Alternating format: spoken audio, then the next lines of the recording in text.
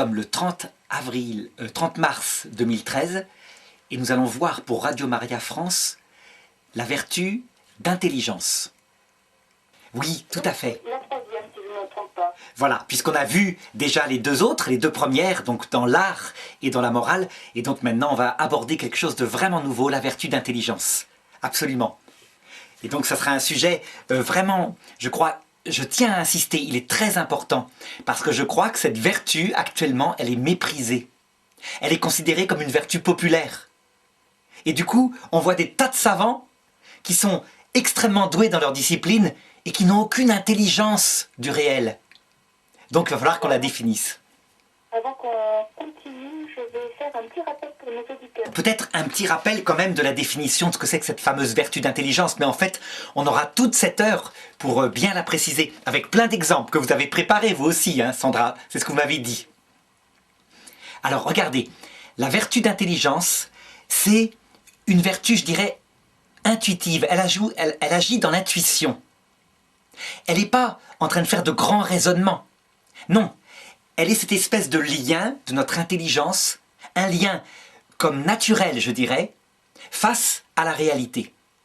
Ça veut dire tout simplement que c'est l'affaire de quelqu'un qui observe la réalité et qui simplement la reconnaît telle qu'elle est. Donc vous voyez, je dirais, elle est fondée sur l'expérience. Et ce qui est très curieux, je dirais, c'est que le père Marie-Dominique Philippe, justement, ce qui a fait son génie, on peut dire que c'est l'un des philosophes qui a été à la base du renouveau des études en France et même en Europe, études de philosophie. Eh bien, c'est que quand il apprenait à ses élèves, à ses disciples, à être intelligents, oh, il leur donnait pas des immenses notions culturelles, non. Il leur apprenait à avoir comme seul maître la réalité. C'était ça son truc. Il parlait de l'expérience sans arrêt. Si bien que quand on avait reçu des leçons de ce prêtre, au bout d'un certain nombre d'années, eh bien, on avait comme un laboratoire de connaissance de la vérité qui était le monde tout entier. Avec évidemment quelques méthodologies hein, pour bien analyser le réel, mais on avait comme instinct que le seul maître, c'était la réalité. Et c'est quelque chose d'absolument fabuleux. On s'en rend pas compte aujourd'hui. Parce que quand on va faire des études en université, par exemple, on apprend aux élèves à se conformer à des systèmes philosophiques. Par exemple, Marx, Nietzsche, Freud. Jamais à regarder la réalité. Et du coup, celui qui est passé par les études avec ce prêtre, il a un esprit tout à fait différent. Ça, je le crois. Vous voyez un petit peu en quoi ça consiste, Sandra? La vertu d'intelligence. D'accord. Et je crois qu'elle s'oppose, finalement, on peut être intelligent sans avoir un très haut niveau d'instruction, me semble-t-il. Absolument. Vraiment. C'est pour ça d'ailleurs qu'elle est méprisée. Parce que il y a des personnes de la campagne, par exemple des dames, qui vont éduquer des enfants et qui ont une intelligence de ce que c'est qu'un enfant, à faire pâlir ce qu'on verra tout à l'heure, à savoir les fameux psychanalystes freudiens avec leurs théories. C'est-à-dire que quand on trouve une personne comme ça, qui savent comment est un enfant, qu'un enfant a besoin d'amour, mais qu'il a besoin d'autorité, de repères, et qu'on confronte cette intelligence de ces personnes qui n'ont pas fait d'études avec les théories du développement de l'enfant chez Freud, vous savez, le fameux âge buccal, âge anal, âge phallique, etc. Ben, on est enthousiasmé par l'intelligence de ces nounous, de ces mamans de terrain, et par la bêtise de la théologie, de la philosophie freudienne. Donc vous voyez, pas besoin de grandes études, ce bon sens qui a comme maître le réel. La clé, hein, Sandra, c'est simple, le seul maître, c'est la réalité. La personne qui est intelligente, elle est d'abord humble dans son intelligence, ça veut dire que pour elle, il y a quelque chose de plus grand qu'elle, c'est ce qui est devant elle, la réalité qui existait avant elle. Tant pis pour les systèmes. Ce qui compte, c'est la réalité. Et deuxièmement, attention, elle est capable d'un grand esprit critique. Elle ne se fait pas avoir par des théories. Donc elle est capable véritablement, avec un très grand courage, d'envoyer balader des théories à la mode, parce que ça ne correspond pas au réel, tout simplement. D'accord. Bon, j'ai un exemple de différence entre intelligence et instruction. Ah oui, allez-y, Sandra. Alors, c'est une anecdote qu'on m'a rapportée, je n'ai pas pu vérifier, bien sûr, la véracité de cette histoire. Mais on va la prendre pour vraie, et si elle n'est pas vraie, ce sera une parabole. On va dire ça comme ça. Donc c'est un professeur d'une école réputée en France. Alors, un éditeur, je vous laisse le choix, la Sorbonne, HEC, Polytechnique, peu importe. Voilà, c'est juste pour dire un petit peu le niveau d'instruction de cette personne qui achète une nouvelle voiture, qui s'en sert, qui roule avec, et qui tombe en panne. Et en fait, savez-vous quelle était l'origine de la panne de la voiture? Ah non, allez, dites-nous. Le manque d'essence. Le manque d'essence. Il ne savait pas qu'il fallait faire le plein de cette voiture toute neuve. Ah voilà, tout à fait. Ah oui, c'est typique. Alors on peut dire que cet homme-là, qui était un grand scientifique, ben le bon sens au niveau technique, il l'avait pas du tout. C'est ça, hein? Et effectivement, c'est un très bon exemple qui illustre l'intelligence. Normalement, regardez, un professeur avec ce niveau, il doit savoir qu'il y a une cause qui produit un effet, de l'énergie qui produit le mouvement de la voiture. C'est une évidence, c'est l'évidence la plus basique. Il n'y a pas d'effet sans qu'il y ait une cause. Toute personne intelligente le sait. Eh bien lui, il est tellement sans doute dans des systèmes culturels, des théories, qu'il peut aller jusqu'à oublier des choses aussi simples. Alors peut-être qu'en fait il était étourdi, peut-être qu'il y a d'autres causes, mais c'est typique d'un exemple, si c'est le cas, vraiment, d'un exemple effectivement où l'intelligence n'est pas développée.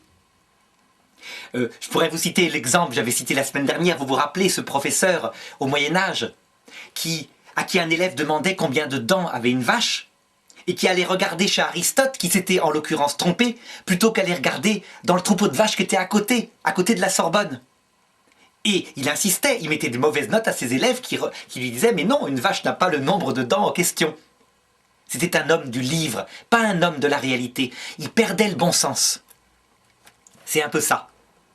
Alors justement, à propos de votre exemple, Sandra, ce qu'on pourrait aborder, c'est la différence qu'il y a entre intelligence et culture. Ça, c'est pour que nos auditeurs comprennent bien.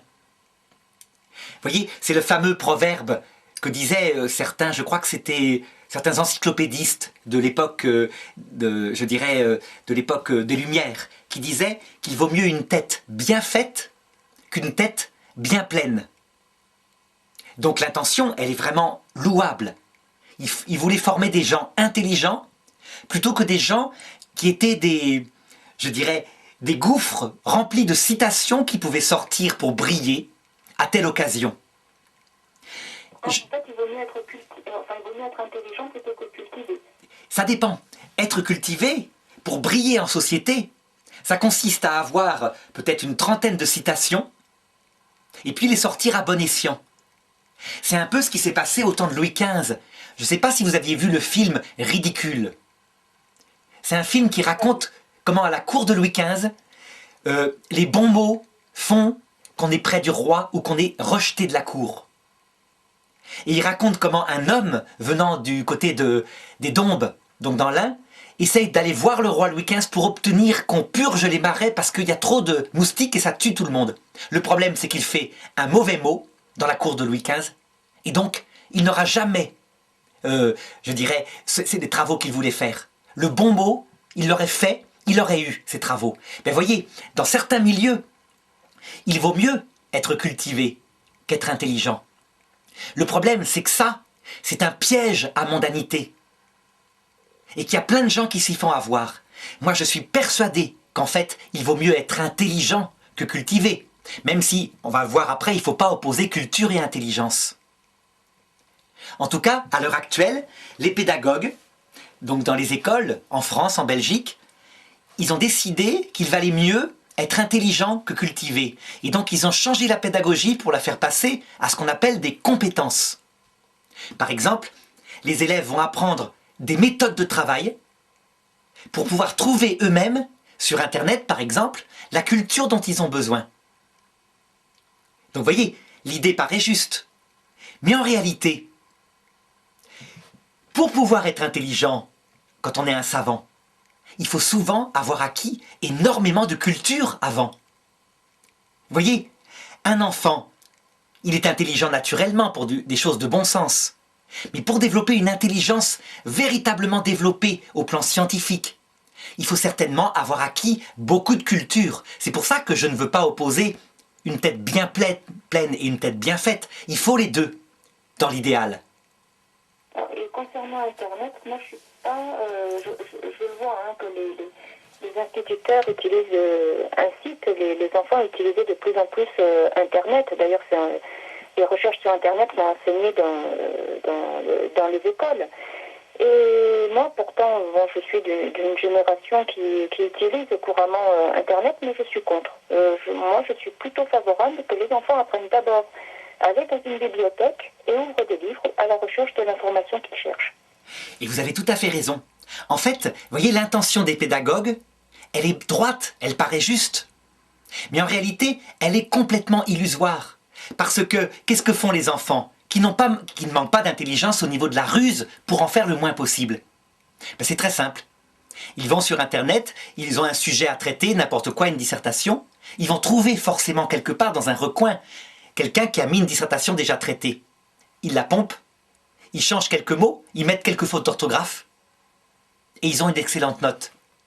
Ça veut dire qu'ils... Il y a des articles de Wikipédia, par exemple. Par exemple, alors là, ils se font prendre, parce que maintenant, il suffit de mettre une phrase de leur devoir et on trouve tout de suite. Non, ils sont beaucoup plus intelligents que ça. Et quelquefois, ils changent même la structure des phrases, si bien qu'au bout du compte, avec cette intention qui était juste au départ, on a des enfants qui deviennent des parfaits falsificateurs. Donc, ils développent une intelligence pour se débrouiller dans la vie, c'est pas mal. Mais en fait, un manque d'intelligence et un manque de culture à la fois. Si bien que actuellement, Sandra, vous voyez, avec ces intentions qui paraissent si pures, eh bien, on a une chute du niveau scolaire, je crois. Au niveau culturel d'abord, bon ça c'est évident, ça veut dire que, regardez l'orthographe des enfants. L'orthographe, faut pas être intelligent pour l'orthographe, hein. C'est une question de mémoire. Mais l'orthographe se dégrade de plus en plus. On fait passer maintenant le bac à des enfants, des jeunes qui font une faute à chaque mot. Et puis du coup, en conséquence, comme la culture elle-même s'est dégradée, on voit se dégrader l'intelligence liée à la culture. Et ça forme des êtres qui sont intelligents pour le débrouillardise, si vous voulez, mais peut-être pas plus loin. Et ça, c'est très embêtant. Donc, quelquefois, les intentions les plus droites peuvent être source de l'inverse. Voilà, c'est ça que je voulais dire. Alors, il y a le gouvernement français qui a un projet justement au niveau éducatif, c'est de ne pas autoriser l'apprentissage avant l'âge de 15 ans. Qu'est-ce que vous en pensez? Eh bien, ça s'appelle mettre la charrue avant les bœufs. Vous voyez, c'est exactement la même méthode qui a fait des catastrophes au niveau de l'apprentissage de la lecture. Et là, pour le coup, regardez, c'est une question d'intelligence, je dirais. Bon, vous avez remarqué, Sandra, quand vous lisez, vous ne déchiffrez plus. Vous avez une lecture globale des mots. Par exemple, si je vous mets le mot chaussure, vous n'allez pas faire che, au, etc. Vous voyez chaussure d'un coup. Bon, c'est global, c'est vrai. Et donc les pédagogues se sont dit, comment lit-on? On lit globalement. Et donc ils se sont dit, merveilleux, on va inventer une nouvelle méthode d'apprentissage de la lecture, à savoir, les enfants vont apprendre des mots dans leur dessin global. On va leur faire apprendre par cœur, et comme ça, dès la sortie de la CP, du cours préparatoire, ils sauront lire comme des adultes. Alors ça a marché pour certains, les familles les plus cultivées, parce qu'évidemment, on réussit toujours dans les familles les plus cultivées. Mais ça a été une catastrophe pour 25% des enfants. Alors que, à l'époque de Jules Ferry, avec la méthode syllabique, ça veut dire des gammes. B, A égale bas. Puis ensuite, on lit des mots. O, N égale on l'apprend par cœur. Puis on déchiffre pendant une année. Et petit à petit, on déchiffre de plus en plus vite. On avait, à l'époque de Jules Ferry, quelque chose comme 98% des enfants qui savaient lire. Donc voyez, ils ont manqué d'intelligence parce qu'ils ont mis la charrue avant les bœufs. La perfection avant le fait qu'il faut longtemps faire des gammes pour arriver à la perfection. Donc il faut longtemps se cultiver pour arriver à être intelligent. Alors là, donc, du coup, j'ai l'impression que si l'apprentissage professionnel avant l'âge de 15 ans est supprimé, ça veut dire que c'est des enfants qui auront... parce qu'on en voit qui arrivent au collège, qui ne savent toujours pas lire à cause de cette fameuse méthode globale. Ça veut dire que pendant 5 ans, 4-5 ans, on va les obliger à s'ennuyer à l'école, alors qu'ils n'y arrivent pas. Alors peut-être qu'ils pourraient gagner du temps en apprenant un métier et s'épanouir ainsi. Ah oui, oui, j'avais pas compris. Votre question portait sur l'apprentissage. Oui, l'interdiction de l'apprentissage. Ah oui, oui, j'avais répondu à autre chose. Ah oui, ça c'est un autre exemple qui est fabuleux, qui m'a vraiment passionné du côté du manque d'intelligence aussi, je trouve. Alors vous me direz, ça paraît vaniteux de juger comme ça, mais simplement, regardons. Des parents qui sont cultivés, qui sont par exemple journalistes, comme nos hommes politiques, souvent fils de médecins, fils de profs. Pour eux, les métiers manuels, c'est une dégradation. L'intelligence de la main, c'est pas une intelligence. Et résultat, ils vont, soi-disant pour élever tous les enfants, les former à aller à l'école, apprendre des sciences spéculatives jusqu'à 16 ans. Le bon sens, il dit quoi? Que les enfants sont tous différents. Et que quand bien même il y en aurait même un seul en France, qui a un véritable projet d'apprentissage à 12 ans, mettons, à 12 ans. Imaginez, il ne s'intéresse pas aux études générales, son intelligence c'est la main, il veut devenir ébéniste, il veut y aller en apprentissage avec un patron, et que la loi lui interdise complètement. Eh bien, ça veut dire qu'en fait, on met une idéologie avant la réalité. C'est un manque d'intelligence. On ne peut pas interdire comme ça. On peut peut-être encourager à ce que des enfants puissent aller à l'école plus souvent, plus longtemps s'ils s'intéressent, mais certainement pas mettre un blocage. Sinon, qu'est-ce qui va se passer? C'est logique, hein? Il y aura un certain nombre de jeunes qui n'en ont rien à faire des cours généraux et qui vont bordéliser toutes les classes jusqu'à 16 ans. Donc, pendant des années, ils vont se détruire, ils vont détruire le niveau de la classe, parce que souvent ils disent « t'étudies, t'es nul, t'es un faillot ». Et donc le système scolaire lui-même se détruit, les profs n'ont plus le courage de faire cours, puisque c'est de la discipline. Vous avez 3-4 énergumènes qui fichent le bazar en classe, comment voulez-vous faire cours? Vous ne pouvez pas les mettre à la porte. Alors heureusement, vous avez vu, il y a Ségolène Royal, je crois, qui a répliqué. Hein, vraiment. Elle a le sens du concret. Donc là-dessus, elle n'a pas manqué d'intelligence. Elle a été intelligente en disant, c'est n'importe quoi.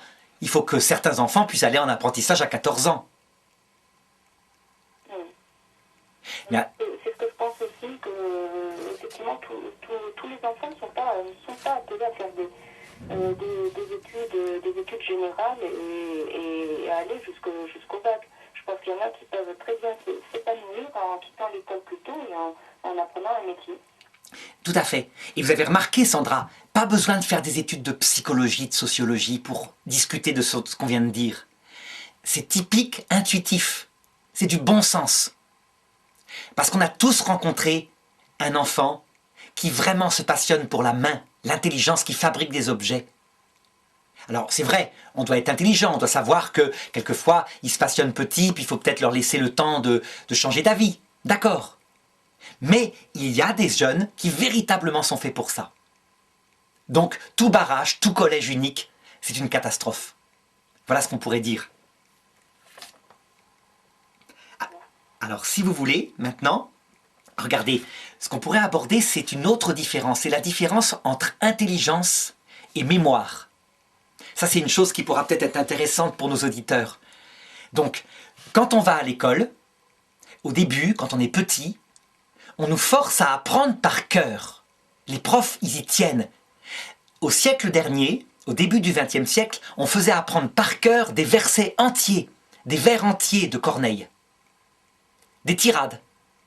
Et on voyait des personnes âgées, 60 ans plus tard, qui pouvaient vous citer, je sais pas, 30 vers de Corneille, qui leur ressortaient, ils les avaient appris petits, à l'âge de 7-8 ans. Évidemment, les pédagogues actuels, ça, surtout pas. Ça, ils le méprisent complètement. Donner à un enfant une récitation à apprendre, éventuellement en primaire, c'est extrêmement rare maintenant. Et je suis sûr que les inspecteurs, quand ils voient un instituteur qui ose faire ça, ben ils l'engueulent. On en est au point que certains, avec la réforme, ils veulent interdire les devoirs à la maison en disant « parce que c'est inégal ». Certains parents les feront pas travailler, d'autres parents les font travailler, on veut une égalité républicaine. Alors, je pense que justement, on va avoir les inégalités vont être encore plus grandes parce que si les devoirs se font à l'école sous forme, je pense, d'études pendant 1 heure après la fin des cours, qu'est-ce qui va se passer? Il y aura de toute façon des éléments perturbateurs dont on parlait tout à l'heure, et certaines classes pourront bien faire leurs devoirs et d'autres non. Donc il y aura de toute façon des élèves qui seront pénalisés. absolument. Et le pire, c'est que c'est une baisse générale du niveau aussi. Parce qu'en fait, pour être intelligent, il faut avoir un substrat de connaissances culturelles. Vous voyez, je ne veux pas opposer. J'oppose simplement les gens qui ne fonctionnent que par la culture ou par le par cœur. Donc qui peuvent à table ou sortir dans un dîner mondain, une tirade, briller en société et qui n'ont pas d'intelligence, l'intelligence par rapport au réel. Par contre, il ne faut pas opposer. Quand on est intelligent, on aime se cultiver. On aime apprendre des choses par cœur qui permettront, après, de ressortir des choses intelligentes. Vous voyez, ça devient soi. On n'est pas seulement centré sur Internet où la mémoire sera à l'extérieur de soi. On a en soi une certaine culture, des choses apprises par cœur, et après, on les utilise intelligemment.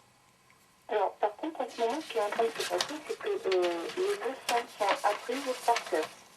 Je vais vous citer un exemple d'une jeune fille qui doit avoir 18 ans actuellement. Donc, ça s'est passé quand elle était en primaire, donc il n'y a pas si longtemps que ça, hein, il y a une dizaine d'années.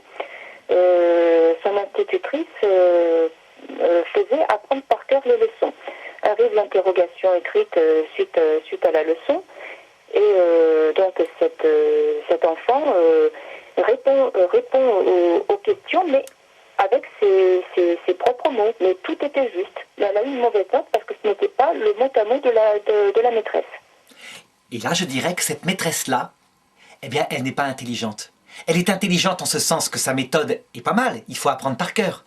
Mais quand elle tombe sur un élève intelligent, parce qu'il a compris, elle le bride. C'est un tort. Ça veut dire que, regardez, moi comment je fais? J'ai des cours, je m'obstine à faire de la matière, je veux qu'ils connaissent par exemple la foi catholique dans sa structure et des notions de philosophie. Les bons élèves qui travaillent, donc c'est au niveau d'un lycée, hein, ils vont me ressortir par cœur les choses. Ils auront une bonne note, je ne vais pas mettre une mauvaise note, ils ont ressorti par cœur. Mais ceux qui disent les choses avec leurs mots propres, leur intelligence, qui l'ont intégré, qui sont capables même d'avoir un avis différent, parce que le réel leur montre qu'il y a une erreur dans ce que j'ai dit, ben eux, ils ont autour de 19 ou 20. C'est ça, développer l'intelligence. Le seul maître, c'est pas le professeur, c'est pas la doctrine du cours, c'est la réalité. Alors, je le confirme pour nos amis auditeurs, Arnaud Dimouche ne m'oblige pas à apprendre une leçon par cœur avant les émissions. Du tout. Par contre, vous trouvez des bons exemples, et ça c'est vraiment complémentaire. Hein. On se complète vraiment bien, je trouve.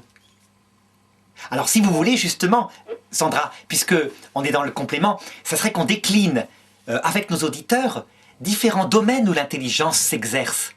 Parce qu'en fait, la vertu d'intelligence, elle est partout présente.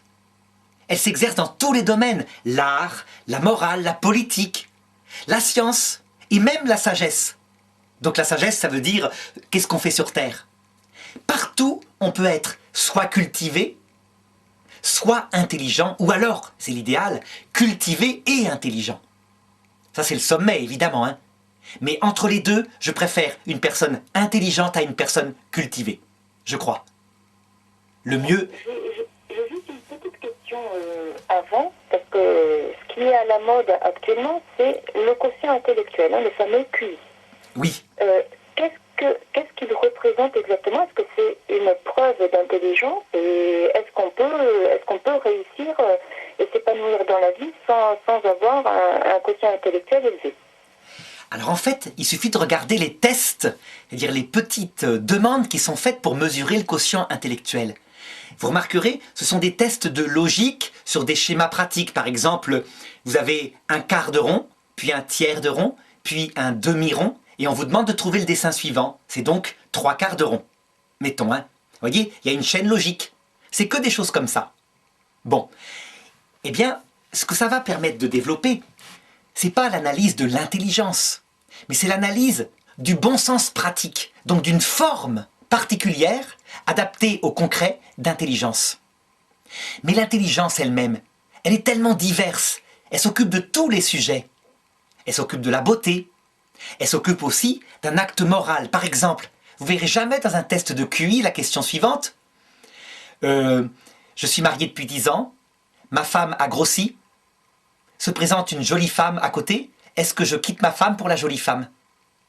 Jamais vous verrez ça dans le test de QI. Or, c'est un domaine où joue le plus l'intelligence la plus profonde, l'intelligence du cœur. Jamais elle ne sera mesurée. Alors, ils vont prétendre, mais c'est parce que chacun fait ce qu'il veut, c'est relatif. Ceux qui ont une morale, voyez, du plaisir, ils vont quitter leur femme. Ceux qui ont une morale de la fidélité, ils vont rester. Voyez, c'est un peu sartrien actuellement, à ce niveau-là. Moi, je dis donc que ces quotients intellectuels ne mesurent qu'une forme particulière d'intelligence, une forme utilitaire, qui peut être bien, par exemple, pour chercher un militaire qui sera pratique sur le terrain, ou un ingénieur qui trouvera des trucs très très imaginatifs pour mieux s'en sortir, mais ça ne pourra jamais mesurer un artiste, un homme moral, un homme politique prudent, jamais. Alors ils s'en sont rendus compte, et du coup maintenant il paraît qu'ils perfectionnent les tests de QI en disant on va mesurer l'intelligence pratique, on va mesurer l'intelligence morale, on va mesurer l'intelligence politique, etc. Donc il y a des psychologues qui font ça. En tout cas, il faut s'en méfier. Hein. Si votre enfant, donc, on a décrété qu'il avait un quotient intellectuel faible, par exemple parce qu'il est trisomique, c'est un quotient intellectuel sur une chose particulière, des techniques logiques. Par contre, un enfant trisomique, il peut être extrêmement intelligent du côté du cœur. Une intelligence parfaite, il sait parfaitement comment sa maman, il doit la consoler, comment il peut se montrer serviable. Il a une vie morale extrêmement intelligente et quelquefois plus intelligente que nous quand il a été bien éduqué. J'ai répondu, Sandra? Oui, très bien. Justement, donc, quand vous parlez des trisomies, moi je vais vous poser une question sur une autre maladie mentale, c'est le cas des autistes dits intelligents. Alors j'ai vu sur Internet, c'est le syndrome d'Asperger, je crois. Oui, c'est vrai. Tout à fait. Par exemple, on le voit dans Rainman. L'histoire de cette personne, il lit le bottin une fois, il le lit de A à Z, il le lit en une journée, et après vous lui demandez quel est le 7e nom de la 2150e page et il vous le sort. Il y a aussi des calculateurs comme ça, qui peuvent calculer un chiffre avec 50 décimales après la virgule. Donc c'est un syndrome qui atteint le cerveau et qui voit se développer des facultés sur un domaine particulier extrêmement précises. Et alors, très intuitive. Par exemple, quand on fait raconter à un calculateur génial comment il fait, souvent il dit le 1 correspond à la couleur bleue. Donc vous voyez, c'est très curieux. C'est comme si ça se faisait intuitivement. Alors quelquefois, ils ajoutent à ça des trucs, évidemment. Ils ont appris quelques multiplications de base, etc. Alors je dirais que ça, c'est pas du tout de l'intelligence. C'est pas du tout de l'intelligence. Il n'y a pas de compréhension du réel. C'est simplement un cerveau qui, comme machine à calculer, si vous voulez, ou comme mémoire, donc la mémoire étant l'apprentissage du bottin, par exemple, est extrêmement performant parce qu'il y a eu un bug à l'intérieur.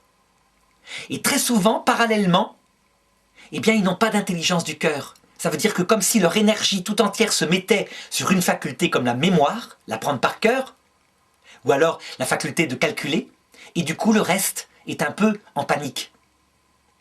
Vous voyez, Sandra, on voit un peu la même chose parfois chez des grands philosophes scolastiques. Ça, je l'ai repéré dans le temps quand je faisais mes études avec saint Thomas d'Aquin, qui est le plus grand des docteurs de l'Église et un philosophe extraordinaire. Il se faisait piéger par le système intellectuel tellement logique de saint Thomas d'Aquin. Et il le développait. Et il savait manier des raisonnements avec un brio extraordinaire. Et regardez une anecdote que je peux vous raconter. Donc, ce qui fait la philosophie de saint Thomas d'Aquin, c'est justement ce sens de l'expérience. Et je me rappelle, un jour, je discute avec un de ses étudiants et je lui demande ce que c'est que l'expérience. Et il me dit, c'est les 5 sens, toucher, ouïe, etc., qui regardent la réalité. Et l'intelligence en juge. Par exemple, vous touchez, je ne sais pas, un chien, il y a un chien, ceci est un chien.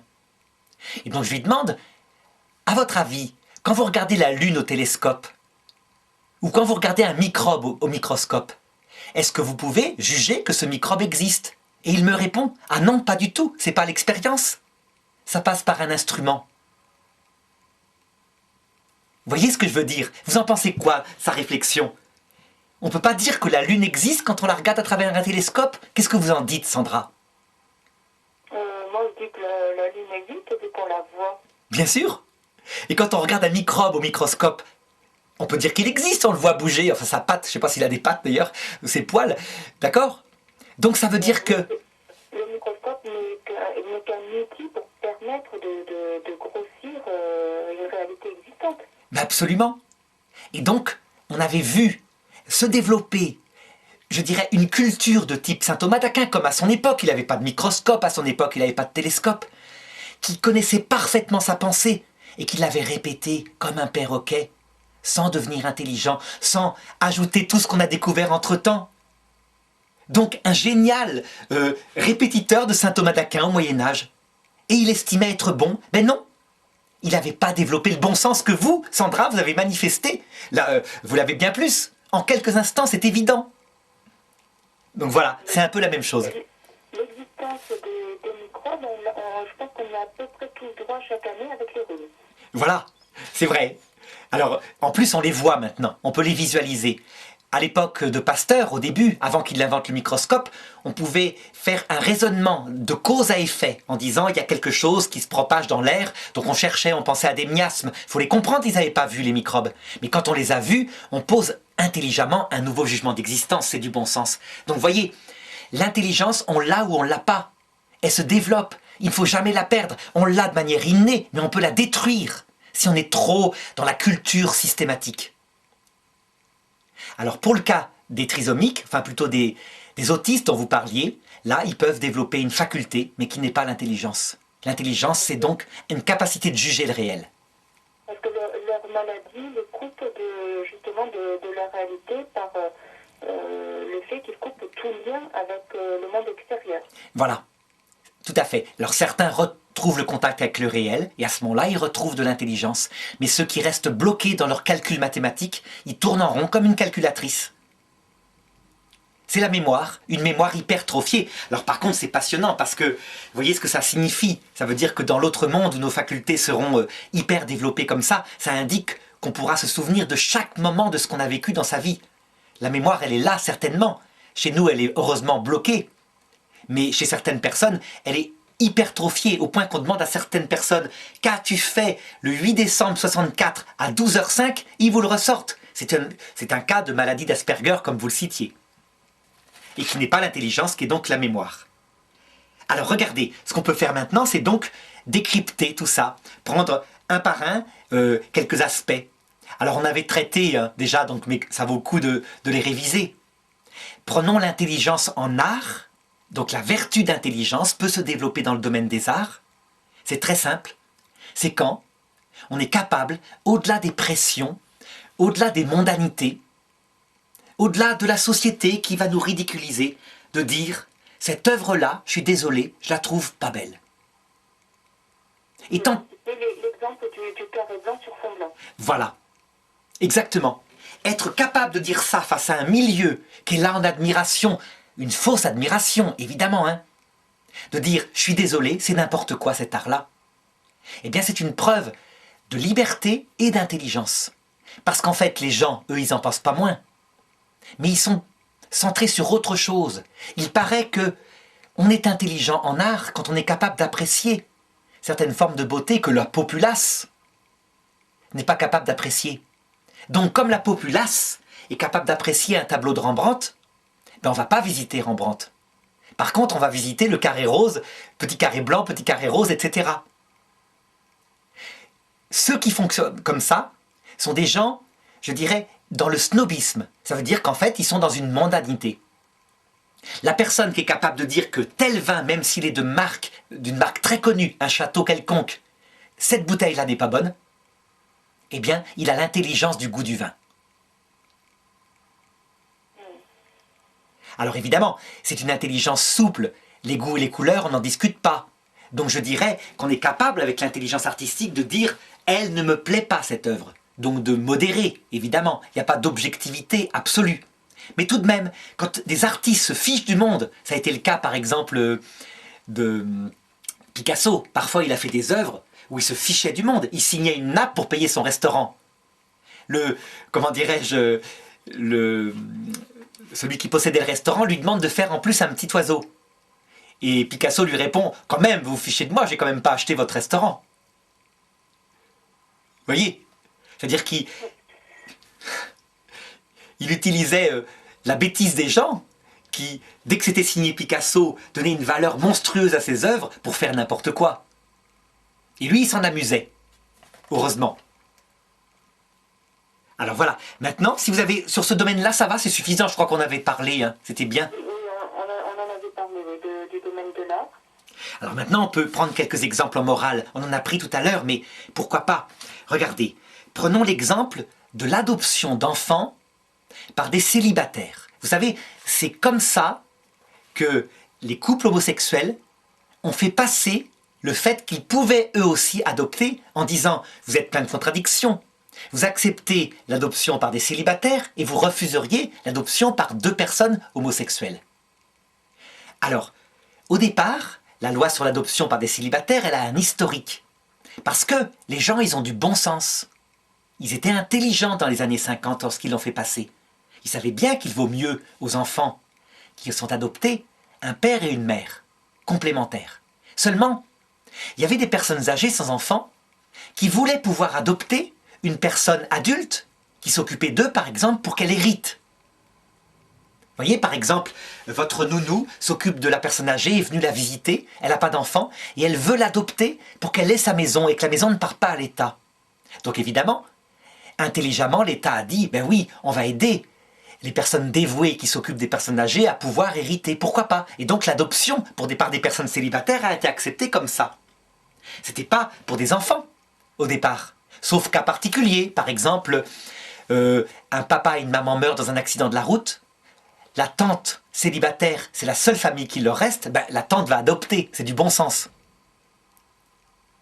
Et alors, du coup, la loi étant passée, avec son esprit qui était intelligent, a été détournée de l'intelligence de la loi pour devenir quelque chose de légal et donc de moral dans tous les cas.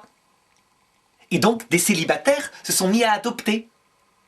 Sans faire attention, évidemment, à ce qui était bon pour l'enfant. Vous voyez, si on est célibataire, une femme toute seule, elle va éviter de demander à adopter un bébé si elle est intelligente. Elle va se dire, d'abord, je trouve un homme.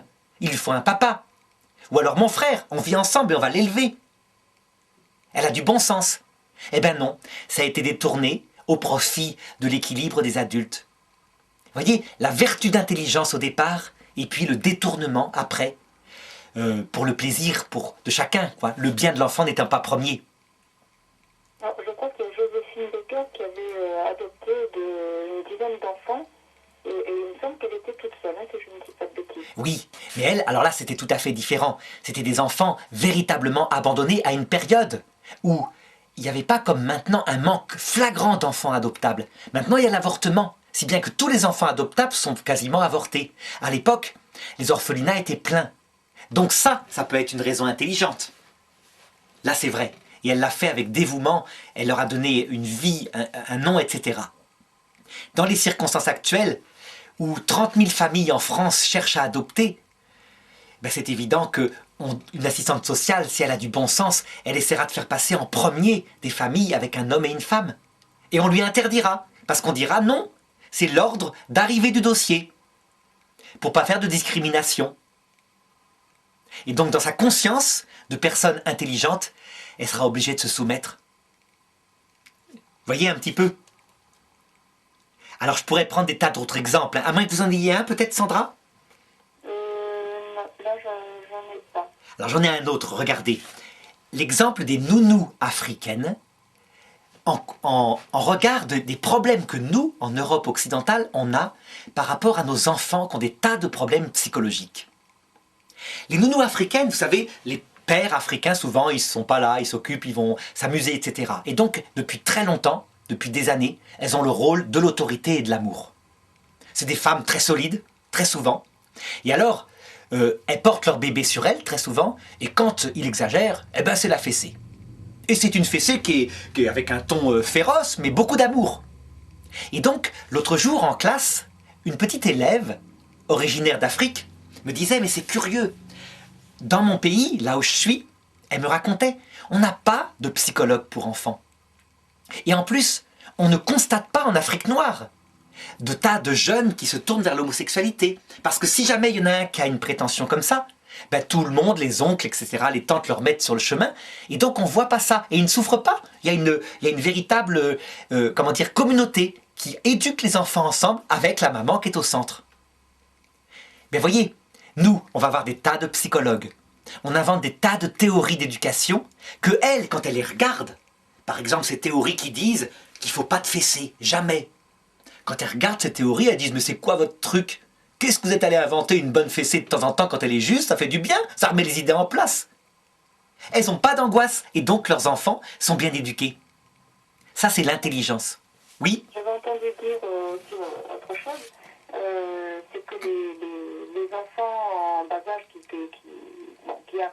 commencent déjà à marcher, je crois qu'en Afrique, s'il y en a un qui tombe, ce qui arrive souvent aux petits enfants de 2 ans, personne ne l'aide à se relever. Il se relève tout seul, il continue à gambader. Par contre, dans n'importe quel pays occidental, s'il y a un enfant de 2 ans qui tombe, qu'est-ce qui se passe? Tout le monde se précipite en disant « oh là là, mais tu t'es fait mal ».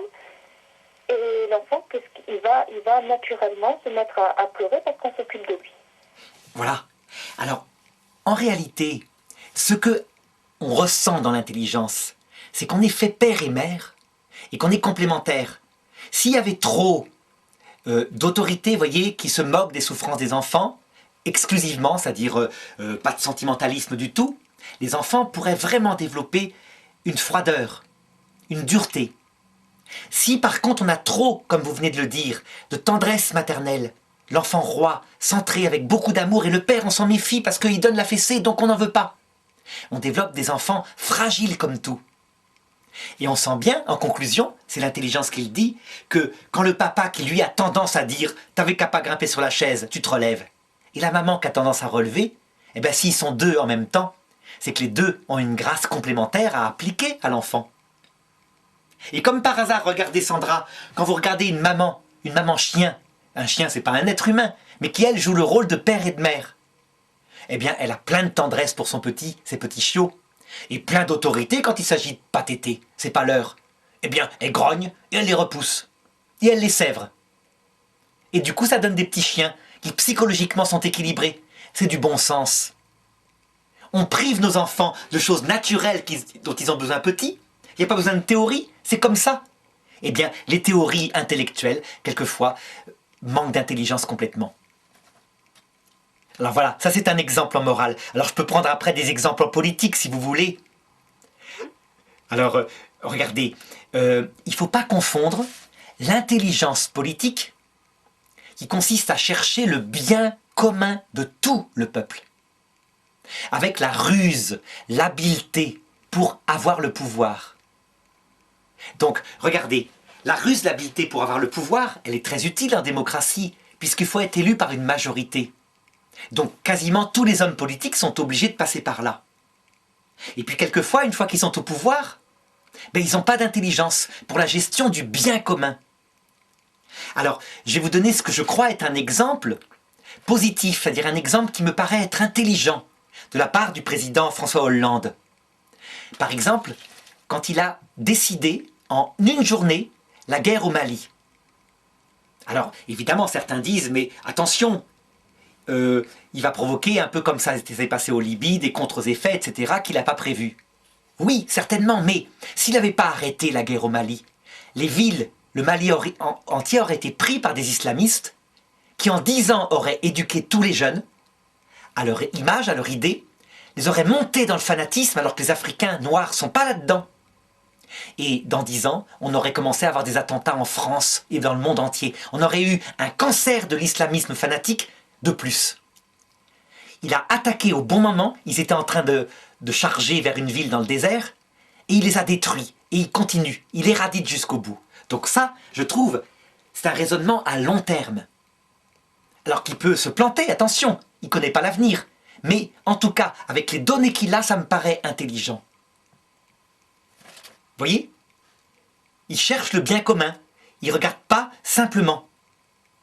Par contre, au niveau économique, quand on compare à ce qu'a fait Gerhard Schröder en Allemagne, qui lui se dit « il faut réformer l'Allemagne au point économique, on dépense 2500 € par an et on n'en gagne que 2000 ».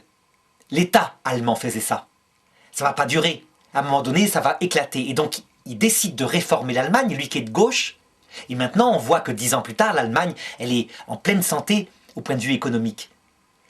Eh bien, François Hollande, visiblement, il sait ce qu'il faut faire, mais au niveau de la ruse, de l'intelligence pour garder le pouvoir, il est fort probable qu'il ne le fera pas, qu'il n'y arrivera pas, qu'il ne saura pas utiliser la pédagogie. Ça veut dire que on peut savoir intelligemment quoi faire et on peut ne pas y arriver. Voilà ce que c'est que l'intelligence politique. Ou l'absence d'intelligence politique. D'accord. Alors, on peut prendre maintenant, si vous le voulez, des exemples en sciences. Ça, c'est vraiment... Alors, je vais vous raconter une anecdote qui va, je crois, vraiment plaire à nos auditeurs. C'est quelque chose qui n'est pas très connu, mais qui est typique de l'intelligence en sciences. Ça s'est passé au 19e siècle, vers 1850, par là. À l'époque, vous savez, les grands professeurs de médecine à Paris, ce qui faisait leur gloire, c'est de se promener avec un tablier blanc, maculé de sang, de taches de toutes sortes, parce que ça montrait qu'ils travaillaient. Et ils paradaient dans l'hôpital avec leur tablier. Donc c'était la preuve que c'était vraiment le chef de service. Un peu comme maintenant, les professeurs, les grands nababs vont plutôt parader avec une blouse blanche mais immaculée. Bon.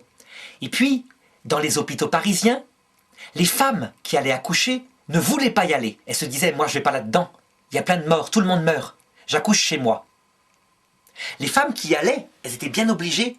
Il y avait un taux de mort effrayant, par une sorte de septicémie. Vous voyez, on appelait ça, je ne sais plus comment ça s'appelait la maladie exacte, hein, mais c'est quelque chose d'horrible qui, je ne sais pas comment dire, c'est une inflammation qui part de l'endroit où la femme a accouché, qui remonte par son ventre et qui la tue en quelques semaines dans des fièvres abominables. Et alors voilà qu'il y a un médecin autrichien qui s'appelle Semmelweis. Peut-être que vous avez entendu parler, ça m'étonnerait, hein. C'est un nom qui n'est pas connu. Ignaz Semmelweis. Un type qui simplement se rend compte qu'en fait, quand il se lave les mains, longuement, 5 minutes, avec un produit particulier, et qu'après il va faire ses accouchements, il a presque plus de morts par infection comme ça. Il arrive à 2% de taux de mort, alors que ses collègues, c'est 25% de taux de mort. C'est absolument effrayant. Donc qu'est-ce qu'il fait ? Il ne sait pas d'où ça vient, c'est 1850, donc il n'y a pas de connaissance des microbes. À l'époque, on cherche, on pense que c'est l'air de l'hôpital, c'est pas assez aéré, des choses comme ça. Donc qu'est-ce qu'il fait ? Il publie un document où il dit « il faut se laver les mains avant d'aller accoucher les femmes ». D'autre part, quand vous allez faire de la dissection en salle 23 sur des cadavres, faire des autopsies, vous ne devez pas aller accoucher les femmes. Il avait remarqué par exemple qu'un de ses amis chirurgiens qui faisait une dissection, il s'était piqué avec le scalpel, il avait les mains nues, hein, était mort d'une maladie qui, à l'autopsie, était exactement la même que les femmes avaient quand elles étaient accouchées. Et donc il avait dit, il y a sûrement un rapport, donc vous ne devez pas faire de dissection comme ça avant d'aller accoucher. Ou alors vous vous lavez les mains 5 minutes, vous changez de tablier. Vous savez ce qu'il a vécu cet homme-là ? Tous les professeurs de médecine de l'époque l'ont ridiculisé. Ils faisaient des articles dans les journaux. Le docteur Semmelweis et ses bêtises. Le docteur Semmelweis et ses lubies. Parce qu'il fallait se laver les mains longtemps, hein, c'était pas au savon. Il disait qu'il fallait utiliser un produit particulier. Et résultat, ce pauvre homme, à 47 ans, ben, il est devenu fou. Vous voyez, il n'avait pas la science, il ne savait pas ce que c'était que cette histoire, d'où ça venait. Il avait juste l'intelligence, il avait constaté par son expérience que, en se lavant les mains, on obtient un effet extraordinaire. Il ne pouvait pas savoir d'où ça venait, il n'y avait pas la cause, les microbes, et donc les autres, qui étaient des sommités, qui évidemment ne croient pas dans ces trucs-là, ils veulent la science des choses, donc la cause déterminée. Pourquoi est-ce que si on se lave les mains, ça va aller mieux ? Eh bien, ils se sont foutus de lui, tout simplement. Ça me fait penser à l'histoire de la transfusion sanguine. Au départ, quand quelqu'un avait perdu du sang, on essayait de lui transfuser du sang animal, par exemple du sang de cheval. Alors, généralement, ça ne marchait pas, hein, bien sûr, Oui. la personne en mourait. Et ensuite, ils se sont mis, donc les médecins ont essayé avec du sang humain. Et là, on s'est rendu compte que ça marchait quand même nettement mieux. Il y avait un taux de réussite plus important. Ensuite, bien sûr, l'histoire de la science montre comment les groupes sanguins ont été découverts. Mais Ça me fait un petit peu penser à cette histoire-là. C'est exactement la même chose. En fait, très souvent, on a l'intelligence d'un effet qui provoque une cause avant d'en savoir exactement scientifiquement la cause. Ceux qui sont trop scientifiques et qui n'ont pas assez l'intelligence, ben ils méprisent. Ils disent c'est pas possible puisqu'on n'a pas trouvé la cause, c'est pas magique. Et ceux qui ont l'intelligence, qui ont le bon sens du praticien, ils vont faire ça. C'était le cas de mon père, par exemple. Mon père est décédé il y a 1 an. C'est un vétérinaire qui a inventé 4 médicaments. Et lui, c'était pas compliqué. Simplement, il y avait des veaux qui mouraient de certaines maladies et personne n'arrivait à les soigner parmi ses collègues. Donc il essayait des médicaments. Il s'est dit j'essaye n'importe quel produit jusqu'à ce que je trouve une réussite. Et du coup, quand il trouvait le produit qui guérissait cette maladie, eh bien, il en faisait un médicament vétérinaire qu'il commercialisait. Il n'avait aucune explication de son médicament, il avait juste constaté sur le terrain que ça marchait. C'était ça les vieux vétérinaires. Maintenant, c'est même pas la peine. Pour arriver à faire passer un médicament, il faut un AMM avec des expérimentations en double aveugle, etc. Il faut expliquer la cause. Et donc, jamais il aurait eu ses brevets pour ses médicaments, s'il avait vécu maintenant. Alors Sandra, si vous le voulez, avant peut-être d'aborder, si on a le temps, le problème du freudisme, qui me paraît être la chose la moins intelligente qu'on ait inventée au XXe siècle. Mais il va falloir que je vous le prouve, hein, c'est compliqué. Je dirais que 6-7 minutes à peu près. Alors, justement, pour être sûr d'en parler, je voudrais aborder la question de l'intelligence dans le domaine de la sagesse avec une anecdote qui, justement, est arrivée à mon père, qui illustre ça. Mon père, donc, vétérinaire, docteur Dumouche, il s'appelle, inventant 4 médicaments. Donc, au point de vue scientifique, une sommité, on peut dire, mais pas une sommité brillante, pas un grand professeur d'université, une sommité du bon sens, du praticien de terrain. Alors, je vais vous raconter une histoire par rapport à la sagesse, c'est-à-dire par rapport à ce qu'il pensait de la vie après la mort. Mon père, il a été, quand il était petit, dans des écoles catholiques, à Paris, donc avant la Seconde Guerre mondiale. Et alors, dès l'âge de 7, 8, 9, 10 ans, en disant c'est des histoires de curés, il n'y croyait pas. Il n'y a jamais cru, sauf à la toute fin de sa vie. Jamais cru. Donc quand il a vu que moi je suis devenu professeur de religion, vous imaginez sa réaction, hein. Il a même mis les gendarmes à un moment donné pour m'empêcher d'aller dans cette voie-là. Toujours est-il qu'il me raconte, alors que je devais avoir 20 ans, l'anecdote suivante qui lui est arrivée quand il était jeune. Il avait à peu près 10 ans, donc c'est dans les années du début de la Seconde Guerre mondiale, 1940. On sait très bien, à cette époque-là, il habite à Paris, que la guerre qui commence va provoquer le bombardement des villes. Et donc les gens décident d'envoyer les enfants à la campagne. Et lui, donc, il va se retrouver à la campagne en Bretagne. Mais avant de partir, il a sa grand-tante, donc la sœur célibataire de son grand-père, qui vient le voir et qui l'embrasse en lui disant « Mon François, mon chéri, je t'embrasse, je t'aime, écris-moi, etc. » Et elle l'aimait. C'était une femme qui était née en 1860. Donc vous voyez, elle avait 80 ans à l'époque. Sa caractéristique, c'est qu'elle était une femme du 19e siècle, donc très sale, sentant mauvais. Vous savez, à Paris, à l'époque, on avait encore des gens qui mouraient de la diphtérie parce qu'ils buvaient de l'eau de la Seine, il y avait des égouts qui se mélangeaient un petit peu. Enfin, c'était vraiment un autre monde. Et d'autre part, elle était énorme. Elle était petite, mais elle était obèse. Parce que les gens mangeaient beaucoup de lard. Vous voyez, c'est une autre époque. On n'a pas ces physiques comme maintenant filiformes. Et pourtant, elle était âgée. Donc, il se retrouve en Bretagne. Et peut-être 2 ans plus tard, à l'âge de 12 ans, il me dit « J'ai rêvé d'elle ». Une nuit, il rêve d'elle, qui lui dit « François, je sais que tu vas dire que je suis morte, mais non, je suis vivante. Et tu ne me crois pas? Eh bien, regarde. » Et après, il fait un rêve complètement loufoque, où il assiste à son enterrement. Il la voit avec son chapelet dans un énorme cercueil. Et il voit des croque-morts en chapeau haute forme, qui versent dans son cercueil de la poudre rose, donc peut-être de la lessive, il ne sait pas. Et puis le rêve s'arrête, il se réveille le lendemain, il se souvient parfaitement de son rêve, ça l'a marqué. Et 1 semaine plus tard, la lettre arrive de Paris, la tante était effectivement morte la nuit en question. Donc voyez, là il se dit quand même c'est étonnant. Et comme déjà c'est un chercheur, donc voyez il a le sens de l'expérience, et bien qu'est-ce qu'il fait 2 ans plus tard quand la guerre se termine, quand il est revenu à Paris? Il n'a qu'une seule idée, c'est de se renseigner. Donc il va voir des croque-morts, ici et là des entreprises de pompes funèbres, et il leur demande si on met de la lessive dans les cercueils. Et tout le monde lui répond, mais jamais, jamais, jamais, jusqu'à ce qu'il y en ait un qui dise, mais je sais de quoi vous parlez, c'est pas de la lessive, c'est du sel. On met du sel, la loi nous oblige pour les personnes obèses. Et il lui montre du sel, et le sel était rose. Alors du coup, je disais à mon père, mais là c'est quand même fantastique, tu as eu un signe de ta grand-tante, c'est évident. Et vous savez ce qu'il me répondait? Pas du tout, c'est des histoires de curés. Ça n'existe pas tout ça. Vous voyez?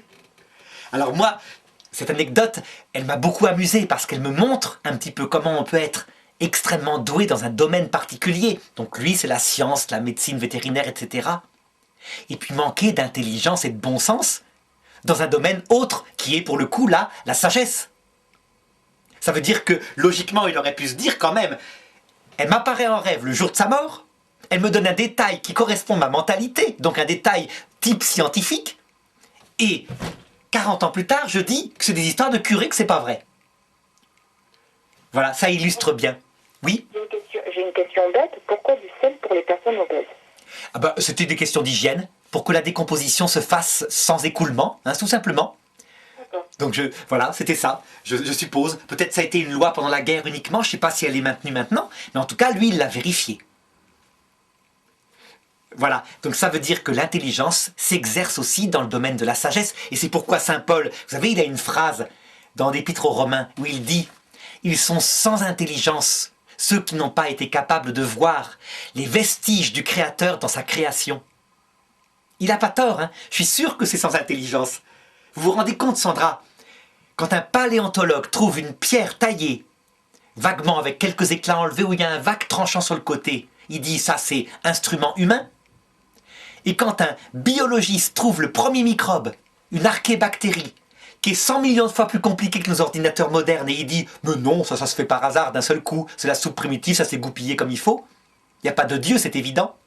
Vous voyez, vous dites, on a envie de rire quoi. On se dit, mais une somme d'intelligence comme ça, pour arriver à des conclusions aussi fragiles. Voilà. Alors du coup, si vous voulez, on a... Ah ben non, on n'a plus le temps, hein, je crois, malheureusement. On n'a plus le temps d'aborder Freud, parce que là, je vous aurais amusé. Mais on le fera une autre fois, si vous voulez. Mais la semaine prochaine? Alors la semaine prochaine, oui, ah ben effectivement, puisque la semaine prochaine, on abordera la vertu de science. Vous voyez, l'intelligence, on aurait pu passer des heures dessus. Mais je crois que nos auditeurs ont bien compris ce qu'elle est. Donc la semaine prochaine, la vertu de science, c'est-à-dire une connaissance qui cette fois n'est plus intuitive, mais qui va se baser sur des méthodes avec l'outil mathématique. Donc c'est autre chose. Très bien, merci beaucoup Arnaud et à mercredi prochain. À mercredi, au revoir Sandra. Au revoir.